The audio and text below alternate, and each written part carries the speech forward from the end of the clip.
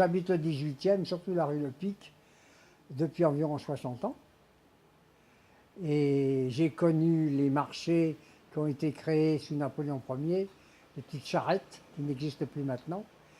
C'est-à-dire que j'ai rencontré un de mes amis qui est décédé maintenant, qui était le président, Cambazard, et on a décidé, à plusieurs, à 4 ou 5, comme nous étions à l'époque, de créer une association.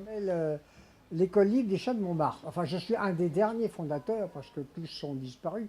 Et je m'occupe des chats du cimetière Montmartre, qui est de l'autre côté de la rue Colincourt. Et ce sont des personnes qui abandonnent les animaux dans le cimetière. Alors je vais journellement leur donner à manger. Ça m'impose 4 heures, 4h30, 6 km par jour dans le cimetière, qu'il pleuve, qu'il vente, qu'il neige. Dans le cimetière, il y a beaucoup de corneilles. J'ai soulevé une corneille qui était prise dans une tombe et dans une comment dirais-je, une grille. Et depuis environ 15 ans, je la vois journellement. Elle rase ma tête et ma casquette. Quand j'arrive au cimetière, avenue Rachel, eh bien, je vois 5-6 chats qui arrivent. Je passe 4 heures, 4h30 à leur donner à manger. J'ai mes stations, je marche 11 kg dans chaque bras, je fais mes 6 km tous les jours. Je monte et je descends les escaliers. Mais vous savez, je vais vous dire une chose.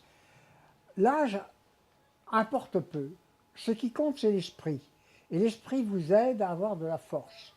Et le cœur est là pour donner de l'amour. Moi, j'ai des chats, quand j'arrive, si je ne leur sers pas assez vite, j'ai un coup de patte sur le pantalon. Et puis, j'ai une chatte qui me suit, qui me parle. Et puis, j'ai une chatte qui est jalouse, je la prends dans mes bras, elle est contente. Oui, je suis le dernier. Après, ben Dieu